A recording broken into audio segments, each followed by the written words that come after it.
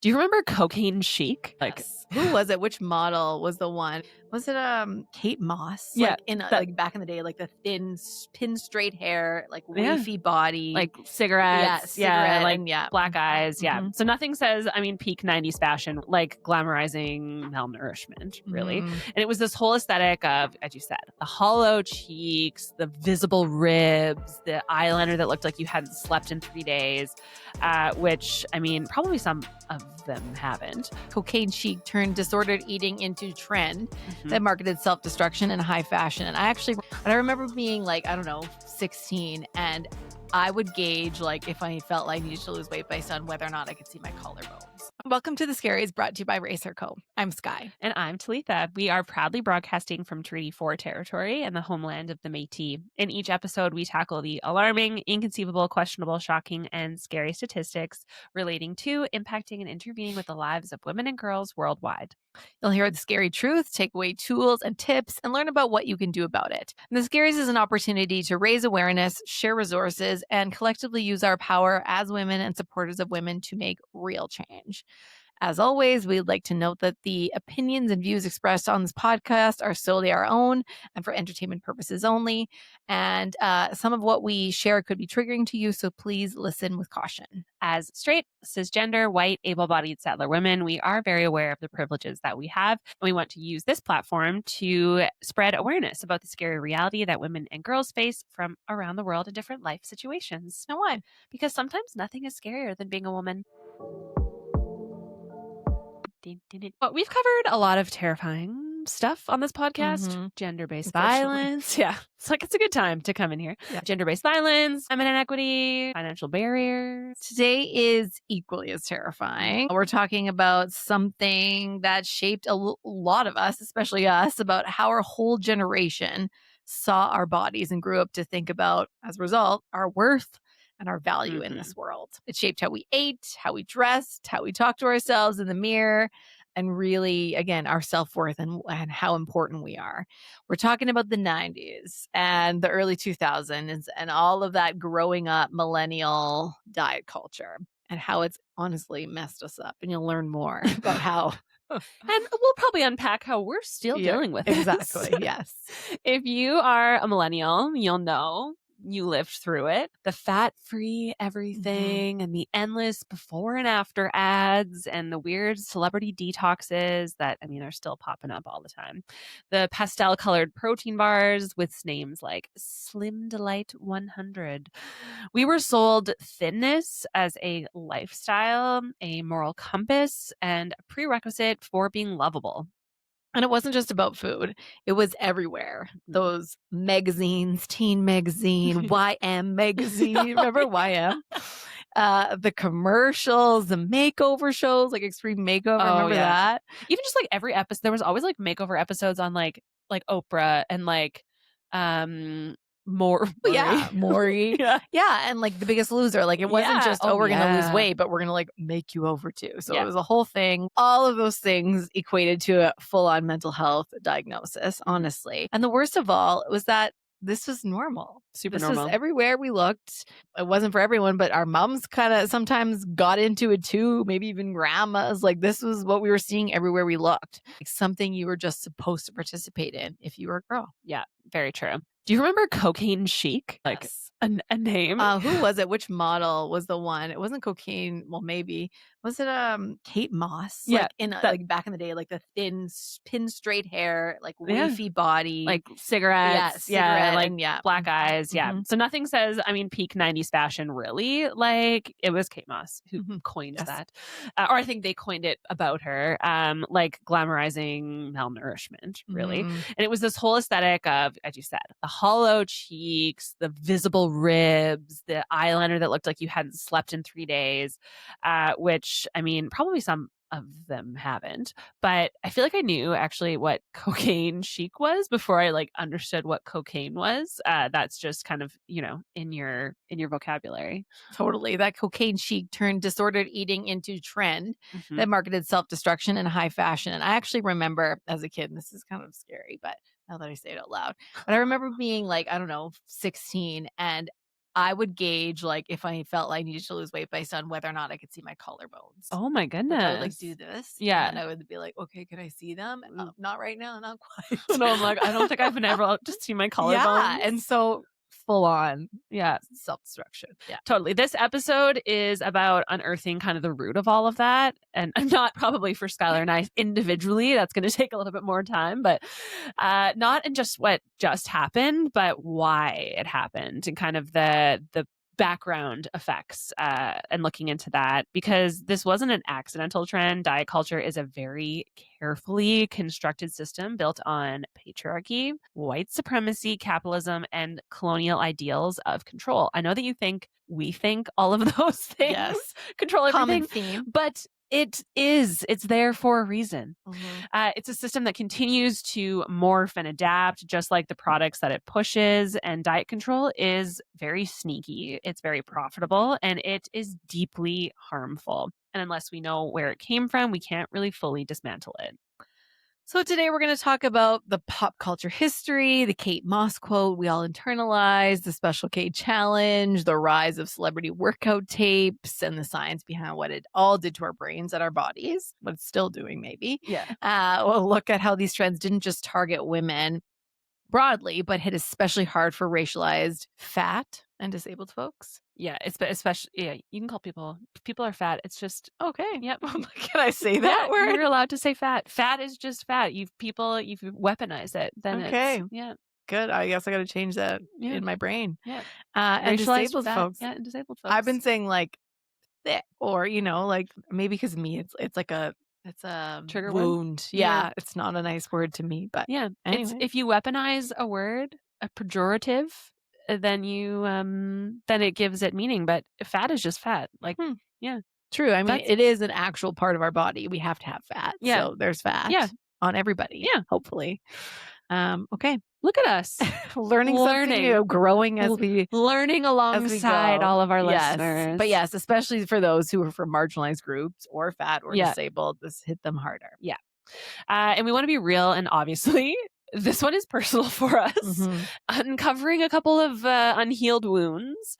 We both grew up very into this culture, and we both absorbed the messaging, as I'm sure many of you have, and we both in different ways are very much so still unlearning it. Yes. We also have amazing guests joining us that I am really excited about. Her name is Erika Tkatchuk.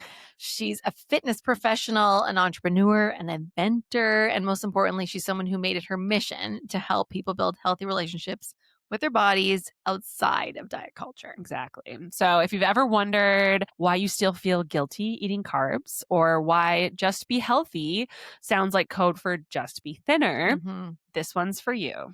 Because rejecting diet culture isn't just about saying no to diets. It's about saying yes to bodily autonomy, to joy, to rest, to nourishment, and to the radical idea that your body is already enough. Because healing from diet culture isn't just about food, it's about liberation. It's about trusting our bodies again. It's about reclaiming joy. Let's get into it. Let's do it. Okay, close your eyes and take yourself back. You're 13 years old, maybe younger. You're at a slumber party, wrapped in floral sleeping bag. You know, the one that like everyone had that was like floral on the inside, but also kind of like woodsy. And then, we had a couple of those anyways. Colorful on the outside. You're on someone's basement floor. You just finished watching a VHS. Maybe it was Clueless. Maybe it was Now and Then. So good. Probably something with high school drama and maybe some suspiciously thin adults pretending to be teens, perchance. And there's this glossy stack of teen magazines, or maybe not even teen magazines, maybe adult magazines that Cosmo, you maybe. got. I was going to say maybe you got a Cosmo. Reading the sexy stories in the back. The red hot reads. The red hot reads, yes. And so you have these magazines, and every headline screams some version of the same message, whether it's fix your body, shrink your body, tone it, starve it, change it, do it, whatever, until it behaves. I mean, at 13, you're still trying to figure out how to spell metabolism. I think I'm still trying to figure out how to spell it. And you're already calculating, though, calories in your lunchbox. Maybe you tried skipping breakfast that week, or, you just wanted to see if your jeans would fit differently by Friday. It wasn't a phase. It was the water we were all swimming in. Yeah, shark infested. The rules were unspoken, but very strict. You don't eat after 7 p.m., maybe. Maybe it's you avoid carbs like they are a character flaw. The word is the enemy. If you're going to be rotting your brain with TV, well, you should be doing some sit-ups in front of the TV. Don't just sit there and be stagnant. And if you're hungry, well, you're probably doing it right. That was the trifecta of 90s and early 2000s diet culture, that you restrict food, that you idolize thin women, and that you buy the products that promise to fix whatever puberty broke. And those products didn't just promise to help you lose weight. They promised worthiness, control, popularity, boyfriend, prom dress that zipped all the way. What they actually delivered, though, was mostly dehydration, maybe some hunger-induced crankiness, and probably constipation, honestly. And honestly, I still have all of those things without any of those products. So the thing that actually came along the most was shame.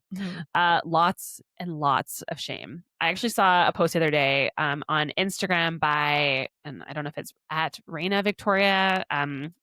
We'll share it in our notes, but that felt super relevant as we were preparing for this episode, and I pasted it in here in our show notes, and it said, for so many years I watched women constantly being forced fed the phrase, nothing tastes as nothing tastes as good as skinny feels. Today on my TikTok, I saw a woman comment, nothing tastes as good as fighting misogyny and fascism with a side of French fries. And the world is healing, y'all. And I felt that. I was like, yeah, we are healing slowly but surely. But that is the thing that we heard all the time, that nothing tastes as good as skinny feels. Totally. And I was like, have you had fries? Yeah. I don't know. Totally. Yeah. That quote was everywhere, honestly, growing up, everywhere you looked. And it was like a commandment almost. Nothing tastes as good as skinny feels, or something like beauty is pain. That's another thing that I thought of the other day when I stepped into heels after a long time. Yeah. Why do I need to wear heels to be beautiful? I don't know. Yeah. But it really turns out that hunger doesn't feel that good. And neither does constantly measuring your worth in pounds or inches or thigh gaps or macros. Yes. Here's the real kicker. This wasn't just about bad magazine advice or shady snack products. Diet culture is really a belief system. It taught us that our bodies were public property, that everyone else was allowed to have an opinion about our bodies, that smaller meant better, and that if we couldn't be thin, if we had at least to try forever. And many of us are still unpacking that belief system, even decades later, clearly. It's in our language, our medical care, our group chats, our morning routines. And that's why this conversation matters so much, because unlearning isn't just possible, it's essential. Okay, so let's zoom out for a sec, because diet culture didn't just show up one day in the 90s with a Slim Fast commercial. It has a history, and a pretty messed up one, actually. Right? Where did this even come from? Who decided carbs and fat were evil and that eating 3 meals a day made you morally weak? Yeah. Enter, surprise, surprise, colonialism, capitalism, and a whole lot of patriarchy. One of the earliest roots of modern diet culture comes from the 1800s, when white Protestant men, like the 19th century's own Sylvester Graham of graham cracker fame, and John Harvey Kellogg, the man who invented cornflakes, started linking food deprivation to moral purity. I'm literally not making that up. What? So, yeah, and I don't know, graham crackers, I don't think they're the absolute staunchness of health, but here we go. But these men fully believed that a bland, plant-based diet was essential for moral purity, and that curbing sinful desires like lust, which they then saw linked to rich foods, meats, and spices. Which, what? That's racist. Yeah, how? Very racist. You don't like spicy kind of foods? Plants are in, I guess, flour. What plants are in? Just grains. Yeah. Yeah. Okay. I think it was essentially if they saw other folks eating, like a curry, that's oh, that's bad, that's lustful. But it's also very... Because it's good. It tastes Anything that good. tastes good is the butter, sin. good. Anything good is the sin. Makes sense. Exactly. So anyways, so then we fast forward to the early 1900s and you've got women's magazines promoting calorie counting and quote unquote ladylike thinness. But it goes deeper. According to Dr. Sabrina Strings in her book, Fearing the Black Body, thinness became a way for white Europeans to distinguish themselves from black bodies. Fatness was seen as other, as inferior, an idea totally steeped in racism and white supremacy. Even the idea of the ideal body has racist roots. So when we say diet culture, we're not just talking about juice cleanses. We're talking about a system that's being weaponized against certain bodies for centuries. Right. And it wasn't until the 70s and 80s that feminist thinkers, thanks feminists, started to fight back. Susie Orbach wrote Fat is a Feminist Issue in 1978. She argued that women's obsessions with thinness wasn't natural, but something we were taught as a form of social control.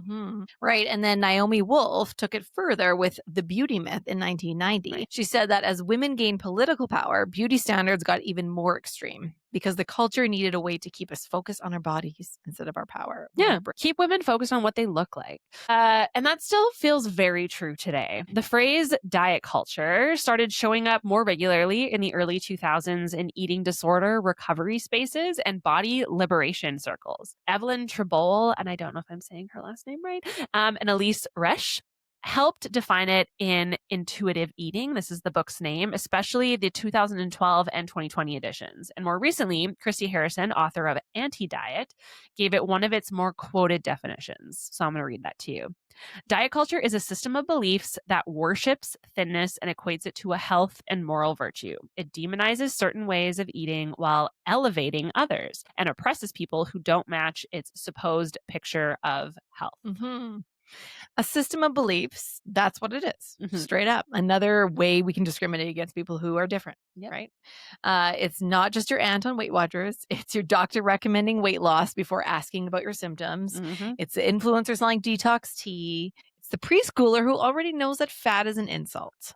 Right. And that's where capitalism walks in. What better way to sell a product than to convince someone from a very young age that they were broken or they are broken and just need to be fixed? Okay. And because we love stats and research, as always, and also love to ruin your day with them, here are a few terrifying numbers. And as always, the full sources are in our blog post for this episode. So brace yourself. This part is not super uplifting. So first, in Canada, nearly 1 in 2 girls aged 10 to 14, that's 49%, have already tried to lose weight. That's before they've even finished growing. Before they even hit puberty fully. Yeah. By age 17, 80% of girls say they're dissatisfied with their bodies. That's 17. And here's one that really wrecks me. More than half of Canadian girls say that they wish they were someone else. And that's not just insecurity, that's really an identity crisis. And that comes from the Canadian Women's Foundation. And it starts even younger than you think. These show that 40% of 9-year-old girls have already been on a diet. I don't even know if you've been through puberty. Maybe you started puberty and you're already trying to change what you look like. Yeah. And here's what's really scary is that eating disorders have the second highest mortality rate of any psychiatric illness, right behind opioid use disorder. Wow. Yeah. It's actually true. I can think of a lot of people in my life, especially in their early teens, who had eating disorders. Yeah. And you see it, I felt like I saw it a lot more. I mean, I don't know a lot of teen girls right now, but back in the day, name at least a handful. Yeah. Zooming in a bit, right here in Saskatchewan, hospitalizations related to eating disorders have spiked since the pandemic, especially among youth. The Saskatchewan Health Authority has reported a sharp increase in teens and preteens needing inpatient care for disordered eating since 2020. So yeah, the numbers, they're heavy. And I mean, they should be, because we're not just talking about body image issues. We're talking about a public health crisis that starts when girls are still in elementary school, or I mean, even younger. And here's the thing, we're not powerless. Yes, the system is broken and there are people out there doing real, hopeful, unfiltered work to help rebuild it, starting with our bodies, our beliefs, and how we move through the world. Which brings us to our guest today, someone who has lived through the pressure, the performative side of fitness, and came out the other side with a new mission to help people ditch the shame, trust their bodies, and get strong on their own terms. Welcome, Erika Tkatchuk. I got that right. Welcome to the Scaries. We're so glad to have you. Thank you so much for having me. I'm excited. Yeah, of course. And so we're going to get back today, as we talked about earlier in the episode, we're going to pick apart the dusty remains of diet culture and that give us some muscle back truth bombs. So we're really excited to dig into Erika's story and hear all about all her dusty truth bombs that she's going to share.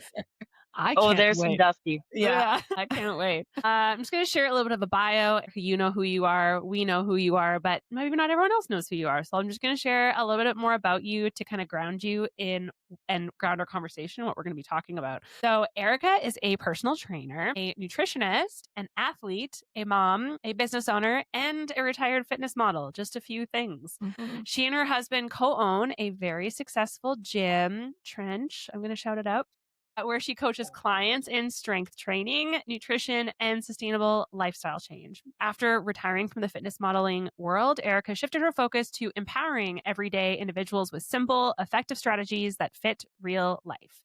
Her mission is to help people get strong, feel confident, and build habits that they can maintain for the long haul. And we are super excited for this conversation. I know we're going to have lots to say. Yes, sir. Okay. So we're going to, before we get into the nitty gritty questions, the serious ones, we are going to, we always start off with some rapid fire questions. So these are just to get you loose and, All right. feel. They're always hard. They're always very serious, but don't have to be if you don't want them to be. Okay. So rapid fire number 1. If you could grant one wish to all women, what would it be?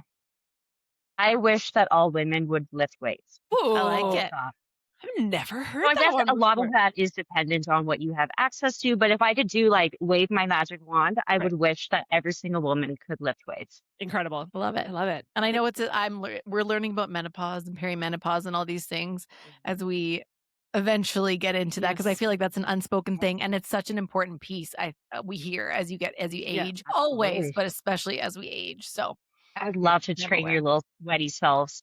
yes. Well, yes, we should sign up. Actually, probably should. Go. Yeah. Let's do it. Yeah. Okay, I love it. Okay, what about the best piece of advice you've ever received? That I can only control what I can control. And I can't control other people. I can't control things that come into my life, but I can control how I react to said things. Short and sweet and deep too. That reminds me of the book Let Them. Yes, or Let Them, totally. right? Yeah, that's what it's called. Just let them. You can only control you. Yeah. And I think as a mom, as a coach, as a friend, you can only control what you can control. Right. It's really hard as a control freak to let that go. Yeah. But it's very good. I think that's why that person gave me the advice, because it was you got to calm down, Erika. You got to control that. Can't control everyone at all times. It's hard to, especially for someone like you who wears so many hats, you do so many things, that sometimes if you let go of the control, it's like something's going to drop, or it's almost like a time prioritization. You just have to be able to get things done because you have so much time in your day and you're juggling so many balls. So that control piece can easily creep up on you because you just have to be so methodical with everything you do. Yeah, and there's just so many people dependent on me. Yes. So that is definitely the control piece there. For sure. I can unpack that one all day. Okay, last question. What is your scary? So what keeps you up at night? I think it kind of ties into the other scary, and it's not being present enough. So in the midst of trying to control all the things and trying to do all the things, am I being present? Am I listening? Am I behaving in a way that people deserve me to behave? And I think that keeps me up a lot of the time, especially as a mom, because when you're doing all the things, it's hard to know that you're being the person that your kids deserve. I feel like I really reflect on that a lot lately, just because I have thrown myself back into so much. And then I'm who is benefiting from me being so busy and filling my schedule with so many things? And it's everyone else is benefiting, but my family is not. I'm tired and I'm not. And so, it's a very good reflection of you can't give from and can't pour. Yeah. And it's obviously I'm afraid of social media. I'm afraid of a lot of things. But the things that keep me up at night is whether or not I did the very best that I could to be there for the people that depend on me. Yeah. That's a very, that's a good thing that keeps you up, it's hopefully. You can, I think These you're doing, wrinkles don't agree with you. yeah. Okay, fair. Fair. Okay. So let's talk about what we came here to talk about. So Sky and I had kind of already shared about our experience in, the 90s diet culture, 90s, 2000s, millennial era diet culture that I think shaped I would say most women, but probably most just anybody kind of coming up in that age, is if you're susceptible to the things that you see. So you grew up in the same era that we did. What kind of 90s diet trends did you experience or internalize or like really make your personality? Okay, so I feel like when I was little, I grew up in a very wholesome home where nothing was off limits. So my mom was never on a diet. I was never exposed to diet culture in the sense that my mom, and I saw that in my family. So I was very fortunate to not see it from a very young age, but I think it came a little bit differently for me, and that was being someone so new to strength training. I Mm. started lifting weights in high school, and that was very abnormal for girls to do in the 2004, 2006. So I think the 90s trend that I really had to grapple with was that strength training makes you bulky and that I'm going to look like a man if I lift weights. And then, Mhm. of course, once I got into bodybuilding and stuff like that, it was like the low fat, the Special K diet, the reading Oxygen magazine and doing everything that you see in different magazines. So I think I more so fell victim to those things versus the stuff in pop culture because I've always kind of been a grungy punk rock metalhead and I've never really gotten on with the pop music where a lot of my Mm. peers are like, oh, I'm gonna be like Britney Spears and I'm going to eat what she does. I know a lot of people were influenced by Victoria's Secret models, and I'm going to do the Mhm. Victoria's Secret diet, where for me, it was more so in the sport capacity and not necessarily pop culture. Very interesting. I think even, yeah, the strength piece. Well, I think once I realized that like lifting weights, now that was not in my high school years, that was like much later, on that you can lift weights and that actually like makes you lean and like muscle is Mhm. good for like not even just like your bodily functions, but like for aging and for like I Yes. have back issues. And so it's like Yeah. having abdominal muscles is actually good for like supporting your back and like different things. Mhm. Yeah. So I think that even like and like talking about to our kids, when we talk about like working out or like mummy's going to the gym or whatever it is, it's like mummy's going to like get clear her head and mummy's going to go and like feel really good afterwards. And it's not about like Mhm. looking a certain way or it's like about feeling a certain way. Yeah, I have to tell you a really funny thing about my oldest. Okay. She has grown up in the gym, and for the longest time, because I always taught classes with females, I taught classes with moms, I've always personal trained predominantly women. My daughter thought that it was only women that lifted weights. Oh, She was I like, That. love that. Dad looks like different. He does powerlifting, but like if you're going to go to the gym and you're going to get strong, it's only for girls. And Mm, then I thought, like, that is such a unique paradox to grow up with. totally. Like, imagine how different we would be if we grew up thinking that only girls were strong, only girls pulled heavy deadlifts. It Yeah. would completely revolutionize the whole millennial culture. Yeah. For sure. I It love would. that. That would Yeah. entirely change we wouldn't be doing this, that's for sure. Yes, Yeah, yes. absolutely. No. And I think the biggest thing to remember when it comes to getting over the 90s dieting culture is that your body's basically filled with little suitcases and muscle provides a bigger suitcase. So the more muscle you have, the more food that can fit into your suitcase. Hmm. So that's why you have to lift weights so that you're able to consume more calories and therefore live a more balanced lifestyle. So I think I was kind of one of the pioneers as women to approach diet in that way. But I was definitely a victim to how strength training can make you bulky and how you need to take up the least amount of space as possible to be a desirable, successful woman, especially in the female space. Because it was like you were either hot and ripped or you were like not taken seriously as a personal trainer. Mhm. Right, and Yeah. specifically as a personal trainer as well, like in your whole field of work, like people judge a book by its cover. 100%. Yeah. Yeah, which I mean, I don't think like being thin is not which I know we're gonna get into, but like being thin is not like you are healthy and having extra weight on your body is not you are unhealthy. Like it's not black and Totally. white. Yeah. And yeah, I think understanding that and like being okay with that as well, because that I think is something that we have to unlearn. Yeah. Mhm. I just have to say this because it's in my brain. I feel like you and I were like we went to high school together, so we're thinking that era. We would be in all the spaces where men would be. Like, we'd be on SRC, we'd be, doing all the clubs, doing all the sports and different things. But when it comes to, I don't think I ever registered that like weights. I think I did, but I never thought like women should be in that space necessarily. I'm the one who took all the like go to the girls only side Exactly. of Gold's Gym and take the classes only that had women in them. Like I just didn't like, probably because I didn't like to be looked at. Like I didn't want to have like pressure when I'm Mhm. working out and wanting to actually work hard, and I don't want a guy staring at me. Mhm. But I don't think I thought about it really until now that that's such a big space that women should be, largely aren't, and it affects us in a Mhm. huge way. And so why aren't we trying to be in those spaces? And yeah, anyway, that was an epiphany I had in my brain that I'm like, oh, It's really interesting that you'd say that because the equipment that was in the ladies only area was always emulated off of curves and it's mhm, approaching different clientele. So when women are coming to the gym, they're women that are wanting to put on some muscle, that are wanting to clear their head, they're wanting to become a better version of themselves. And it was based off of exercise equipment that is done predominantly by elderly people. yeah, So already we are at a disadvantage going to those sections of the gym. And I'm a very goal oriented person. So to me, it was like, why am I doing the same workout as my grandma? Like this fair. this isn't it. So then I would like slowly just like take some dumbbells and go to a little quiet corner where no one was at so that I could like do the thing, but not actually be in the thing. You know what I mean? So it was interesting. It was Yeah, definitely a very male interesting. dominated space that very, very few women were engaged with. Yes, that's very true. Did Yeah. you do curves? I did curves with my mom when I was like Right. 12 and she was And 40 there's or like, it's all on hydraulics. yeah, Yeah. yeah.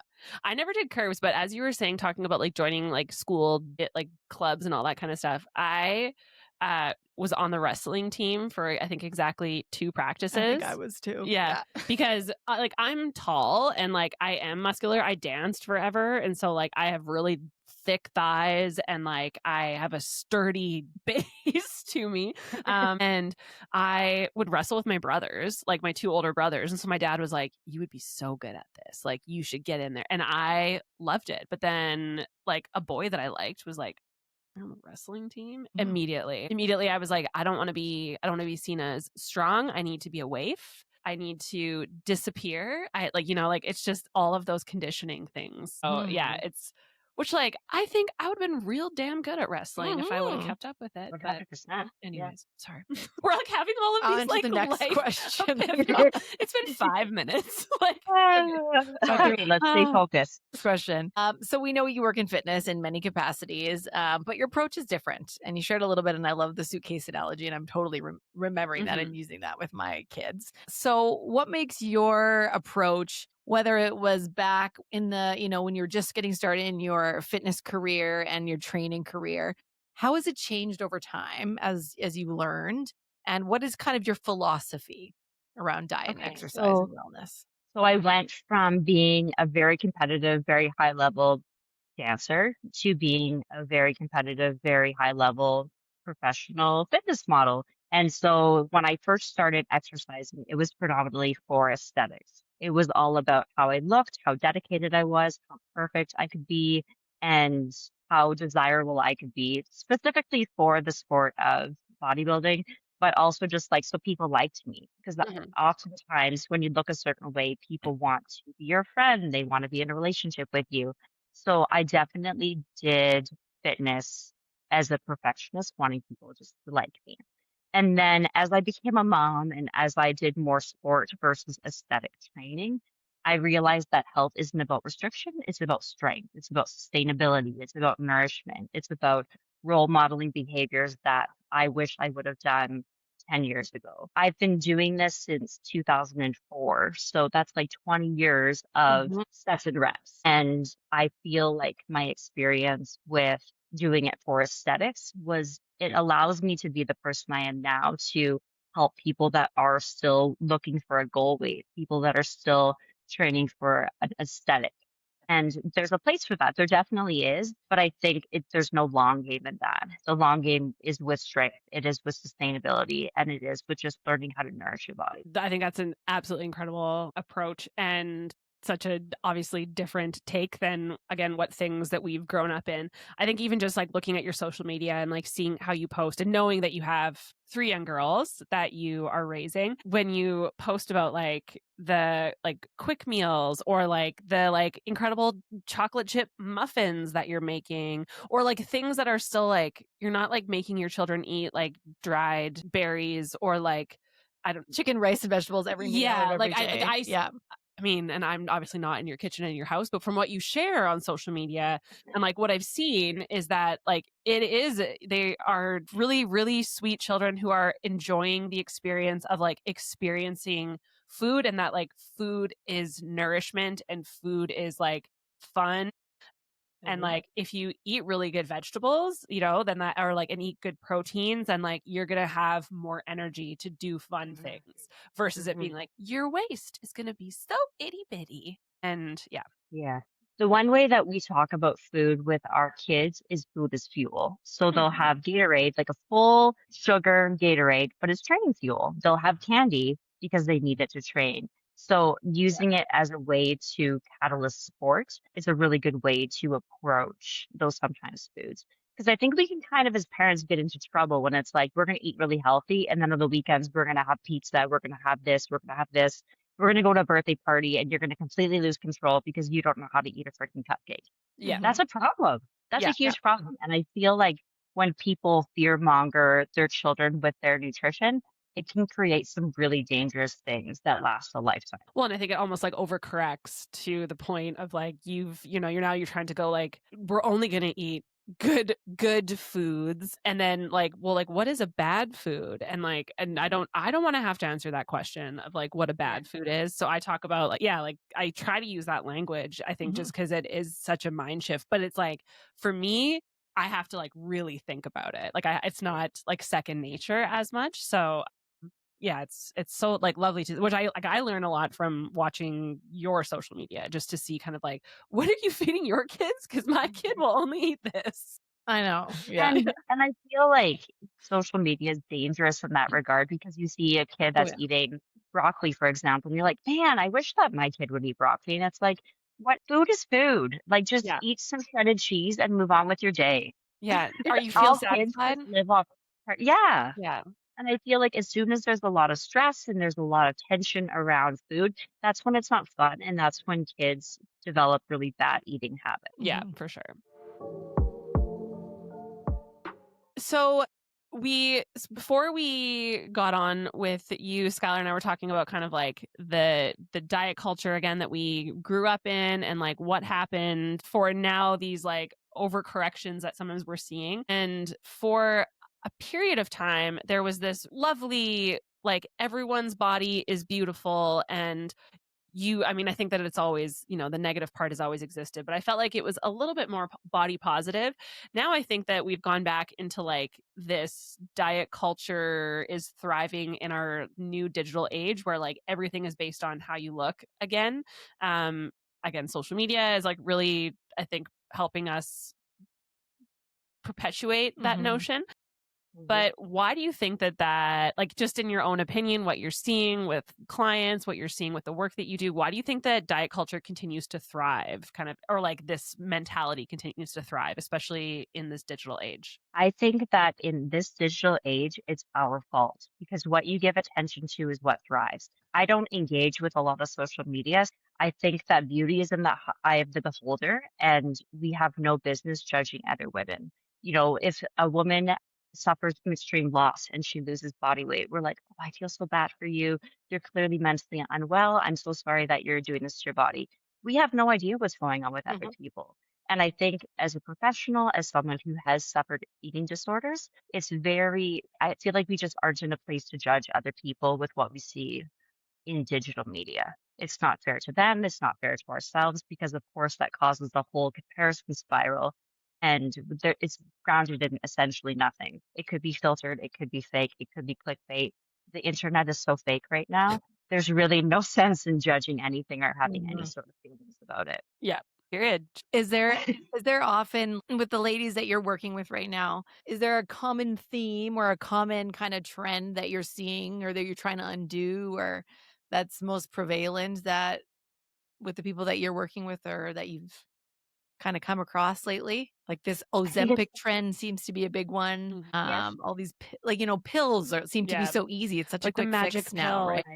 Yeah, what are you seeing? Again, because I'm a dinosaur in this industry, it's always the same. Like there's always going to be something. It's going to be Ozempic. It's going to be peptides. It's going to be fasting. It's going to be Mhm. Shmarbon. I'm not going to say the real word, Yeah, don't but say it's it. going to be a way to make money. It's going to be a way to keep women unsatisfied with themselves. And I'm just not about it. So when Yeah. people try to engage with that, I just kind of shudder, to be Yeah. honest with you. Yeah. Yeah. I feel like Ozempic is a medical choice, a choice that people are entitled to make. It's none of my business. I Mhm. feel like what people are selling on the internet, that is their prerogative, not mine. I choose not to consume.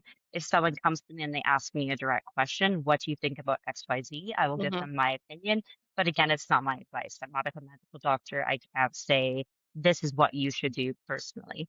But the trend that I'm seeing right now is actually really exciting. I'm Yeah. seeing women that are excited to lift weights, women that are completely overjoyed with hitting a big PR, a woman that has never strength trained before, but she listened to a TED talk about how muscle's good for aging. So I think when you look at social media, yes, there's that part that's dark and scary and skinny and their collarbones are sticking out. But there's also this part of the internet that's really beautiful that people are like, yeah, I have huge shoulders and it's fucking awesome. Yeah. I don't have a six pack, but I have a great butt.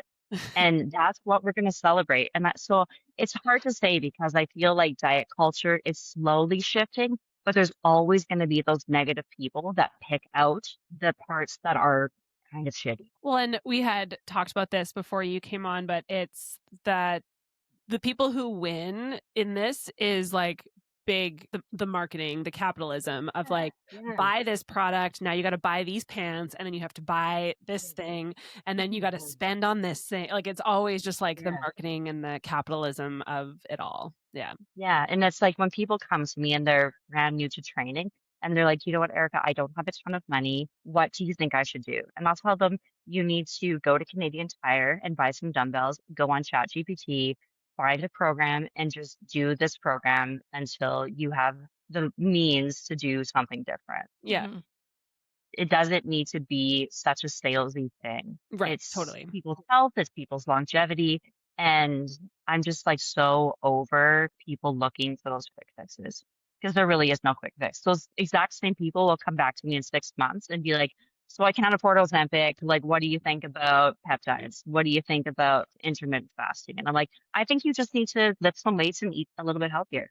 Yeah. I feel like one thing that I recently learned is that how, like, specifically around nutrition, and this could be around working out as well, but when you're on certain parts of your cycle and as you age, like, and your hormones change, there's different needs. Your body needs different things. Mhm. You may be stronger when you're on your period or whatever it is. So, like, when you work with clients, and you build nutrition plans specifically or work, personal training plan, do you build that in, like knowing that you are a woman and that, those different hormonal changes impact you in different ways? Is that part of your approach at all? So I think it's multifactorial. I have a very strong personality, and nothing, including my period, will tell me when I can and cannot. Mhm. So I'm gonna pretty woman that shit, and I'm gonna do what I want when I want, especially as it pertains to me moving my body. And so the science doesn't necessarily support that when you're in your follicular, you need to do this. If you download any of those apps, it's like, oh, you might be feeling down today, and then all of a sudden you're like, you know what, I'm feeling kind of down. Like I should maybe just do yoga or go for a walk. Yeah. When it's like you could be missing a great part of your program where you're periodized to just like hit a big PR. So I think a lot of it comes down to people's personality types. And when I'm working with clients and they have that sort of personality type, sure, let's incorporate some of that because it's going to have them see that consistency over time. It's Mhm. going to have them see those little wins. So they're like, no, I wasn't really feeling up to it because I had a really heavy period, but I was able to do this low intensity workout and I feel successful and I'm going to be Right. consistent because I feel successful. So I think the period stuff is more personality founded than scientifically founded. And it's just a matter of getting to know someone. So because I went so long without having a period, I love having my period. It tells me that I'm healthy. It tells me that I'm vital. It tells me that everything in my body is working as it should. It actually is, yeah, such an indicator of health. And I remember like in high school there was It's like you're scared of it. I used to like, yeah, how can I not get this? But now Yeah. it's like, if I don't, right? Yeah. Like it's like, oh, something's happening. And Yeah. it's funny, like my kids are just jacked for it. They're like, "Oh, when Yeah. do I get my period?" I'm like, "Oh, Yeah. you wait, girl, it's coming for you." Yeah. Coming for you. And then you're Yeah. gonna be like a lot of time. If you are healthy and if you live a healthy lifestyle, your period's really not that bad. If you sleep, if you eat well, provided there's no medical underlying Yeah. issue, it's not that big of a deal. Yeah. Like it's not hard. Girls do it. Just kidding. Yeah, for centuries. Yeah, Yeah, for centuries. exactly. We've just been bleeding while we, do podcasts. It's fine. Yeah. My next question then is, what is one diet myth that you wish could, and like maybe it's like diet or nutrition or like health myth that you wish you could permanently banish from the planet forever? Carbs make you fat. Love it. Tell me more. Unpack that. I mean, they don't. remember when I did my first bodybuilding prep, I wasn't allowed to have any fruit. I wasn't allowed to have any, like, really anything other than rice, beef, chicken, vegetables. And it's just perpetuated still to this day where people will come to me, they're like, "Oh, I have an apple before bed, but it's like high in fiber, so I feel like it's okay." And it's like, it's carbs. Your body requires carbs to function. It requires it to perform. It's just a myth that should die. Yeah. Also, people like, especially fasting for women, I feel like there's so many myths in the fitness industry that just, it's not good.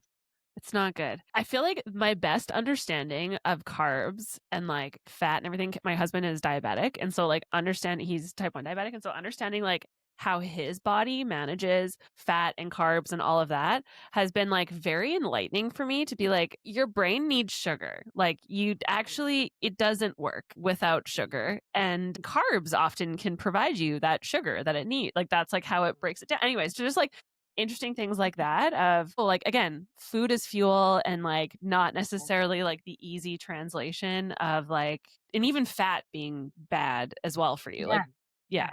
I think that a lot of people that like us have grown up with good foods and bad foods. It creates almost like a binge mentality where they're like, "Oh my God, I really want a bagel," but a bagel has like 50 grams of carbs. I'll blow my numbers out of the water. Then they'll have a bagel and then they'll be like, "My day's ruined." And then they'll have all of these other high carb foods because they've been depriving themselves with that. And so it just creates that scarcity mindset that causes people to continue to binge, causes people to have those disordered views around food. And so if you were to just add a little bit more carbohydrate into your baseline diet, it creates just such a good balanced way to consume calories. And honestly, just like a piece of toast with like butter on it just slaps, It's just like it satisfies everything that you needed in that moment for me anyways. Yeah. And I feel like food should never be on a pedestal. And as soon as you have that one, carbohydrates make up an entire spectrum of our diet. And if you cut those too drastically, that's all you're going to be thinking about. Yeah. And it's just such wasted bandwidth for your brain to always be thinking about foods. Yeah.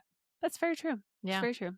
You're speaking to someone who's like a recovering keto person. So I love that you said that, because for the past, like, I've had kids in like every other year for the past like 5 years. So I haven't really been on my keto game. But keto, obviously, as we know, is a big piece of cutting carbs, right? Very low carbs. And it worked for me. Like I lost weight easily on keto. And I remember really getting into it when I got married, because that was like the pivotal of like working out, looking good for your wedding pictures. So that brings us to our next question. For those of us who are recovering keto addicts or other, whatever it may be, who want to start healing their relationship with food, what advice would you give? So I think that there is some medical basis for being on a ketogenic diet. If you have epilepsy or if there's anything like craniologically, there is like scientific proof that is a very effective diet. So if there's anyone listening that is in that camp, like that's definitely something that is medically supported.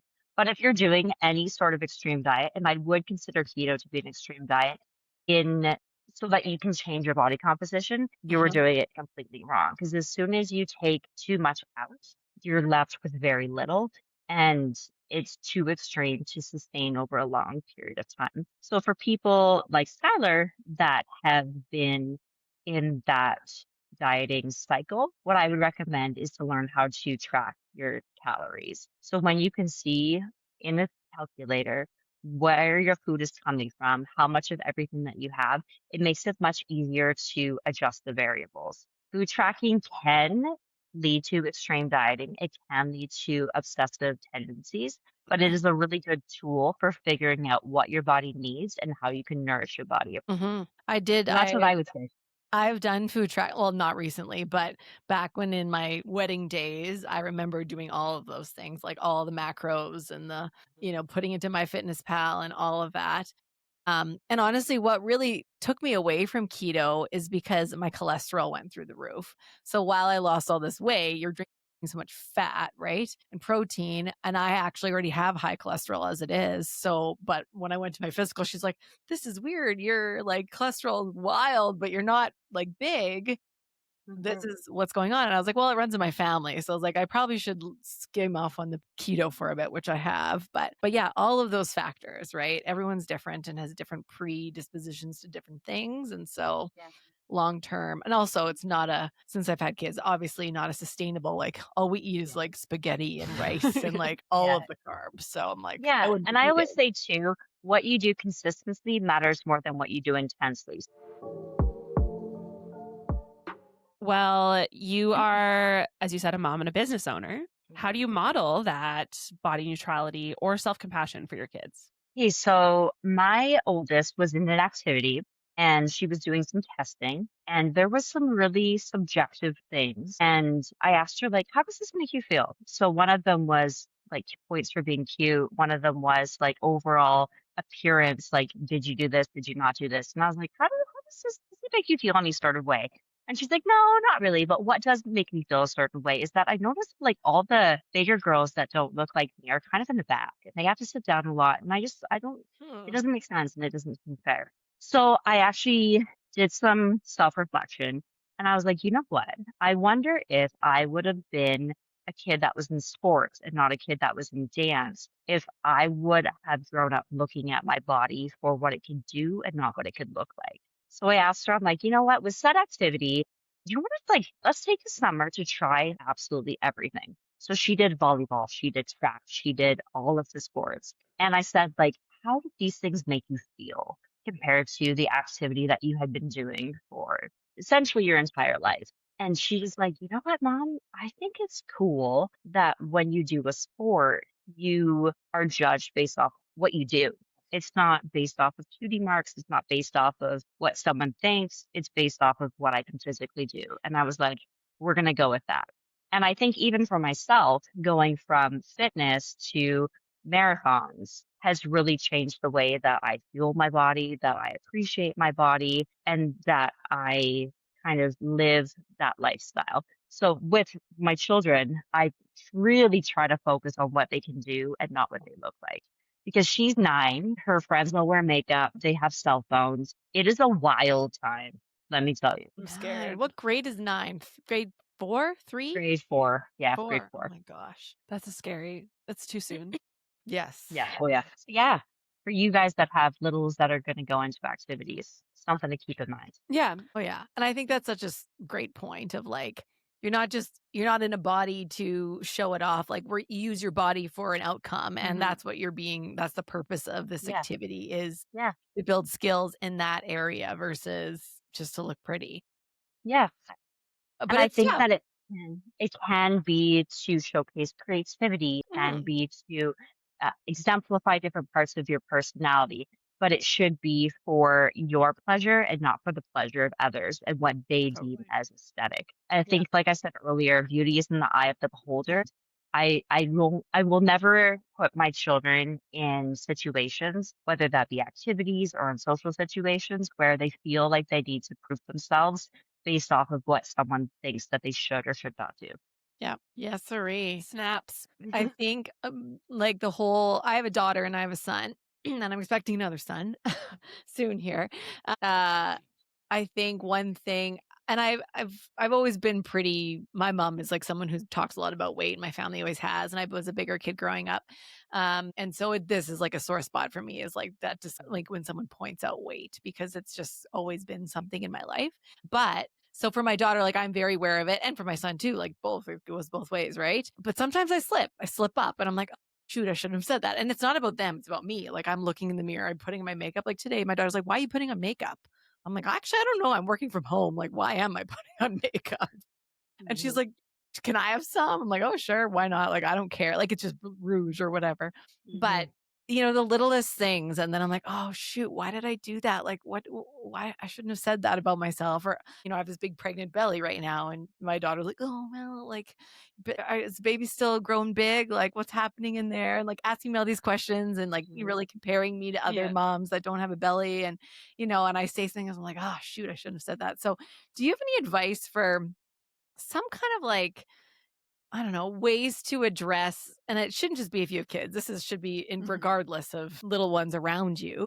But how to model that self-compassion. Like what are there any kind of mantras you keep in mind or things that you think of for yourself that kind of obviously will then rub off on your kids as well or those around you? I refuse to engage with things that don't bring me pleasure. So I don't often wear jeans because jeans look terrible on me. I feel like they don't suit my personality. I find it hard to find ones that fit me. They either make me look like a toilet paper roll or like I'm wearing stilts. So it's not a vibe. So I refuse to wear them because I know as soon as I put those pants on, it's going to be like, oh, wow, hey there, giraffe.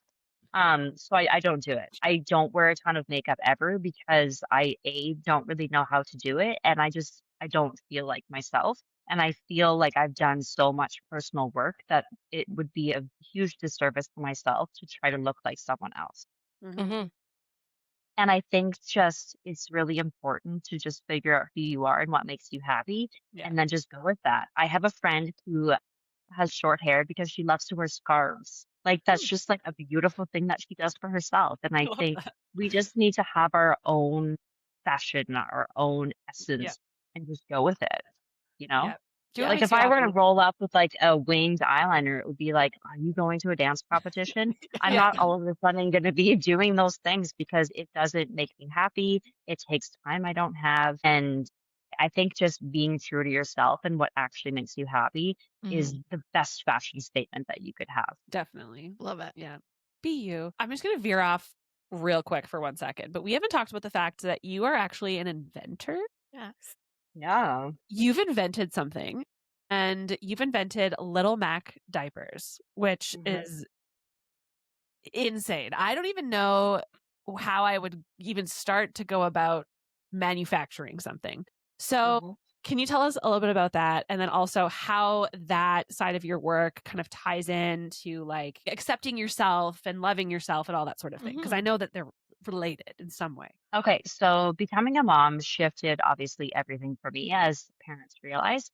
And so creating Lil Mac Diaper was a way for me to support other parents that are going through the same thing. So when I had my first child, I was really unsure of pretty much everything that required being a parent. So I was like unsure of like these blowouts that she had all the time and all of these like really annoying things that kind of made parenting not fun. So I couldn't obviously invent something to make her stop crying, but like the poop thing was really, it wasn't good. And she had blowouts all the time. And so I was putting on my exercise pants and I was like, what's pretty awesome is these pants that come up high and they just like hold everything in.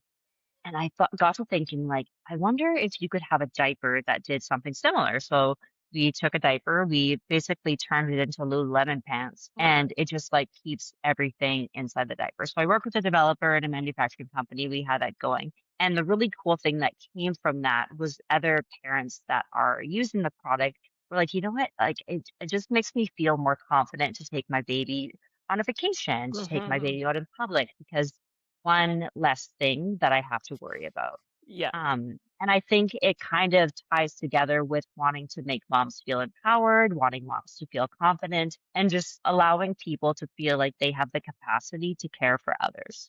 Because I think that when you are able to care for others, it requires you to care about yourself just a little bit. It does. Totally. And again, you can't pour from an empty cup. So like you're doing something for yourself by getting Mac diapers. Okay, to wrap us up, what gives you hope for the next generation and breaking free from diet culture? I think children are getting, especially girls, are getting more into sports. I think that when little girls grow up with moms like us that are confident, that have hobbies, that have community, they are growing up with a model of how to be confident. And when you are confident in yourself and in your abilities, you're less likely to look for external validation on how you should look, on how you should move, on how you should carry out your life. So I think we're just growing up with children that are more confident and more prepared to be themselves and face whatever comes their way. I love that. And very reassuring. You hear so many people are like, you're having another kid. Why would you want to bring a kid into this world? Like, there's so many problems. But that's such a refreshing perspective of like, okay, well, this next generation is going to do amazing things. So that's why I'm bringing this kid into the world, because we need these kids and their mindset and their confidence.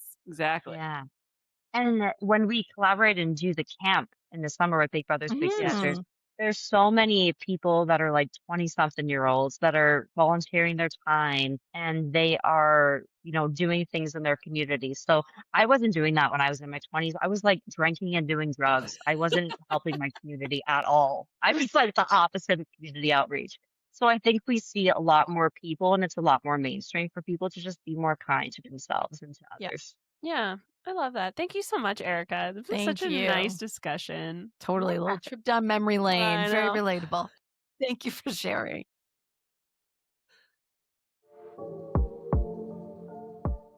Oh, I love Erika. She's so real, so honest. Like, I love her point about being yourself, because she totally is. So she is. She's living it. So what can we actually do to break free from this diet culture monster that lives rent-free in our heads still to this day? Yeah, well, we have a few ideas. Obviously, Erika has gone through some, but we'll just touch on a couple. One, I mean, Erika said it herself. She doesn't even engage in social media. But this point is curate your feed. So unfollow toxic diet accounts, follow body positive accounts, or call in folks who are posting things that are toxic or that could perpetuate diet culture in a negative way. Totally. Actually, I just have to say this. One of my favorite influencers that I found, I think on my first mat leave, was the Bird's Papaya. Oh, yeah. She really highlights, postpartum bodies. And, your body obviously doesn't look the same after you have a baby. Not always. Sometimes it does, maybe. But I just love her stuff. Just got to give her a shout out. Yeah. Another thing is just calling out the crap. Challenge, earn your food talk, intervene when a friend moralizes their lunch. Just say, come on. Yeah. The good and bad foods, just stop that as well. Model new behavior, especially if you're around young people. Don't talk about your body like it's a project. Talk about what it can do, how it can take you places, and how grateful you are for having the body that you have. Yeah. It's definitely a little blessing that we have.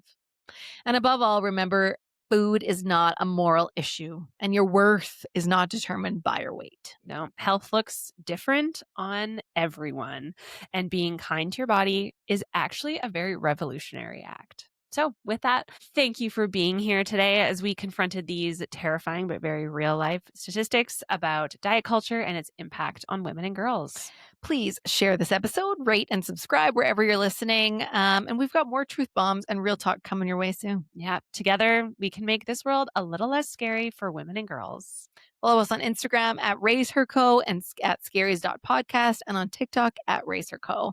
And remember that change starts with awareness and action. Thank you for being part of the Scaries community and helping us smash the patriarchy one outdated trend at a time. Bye.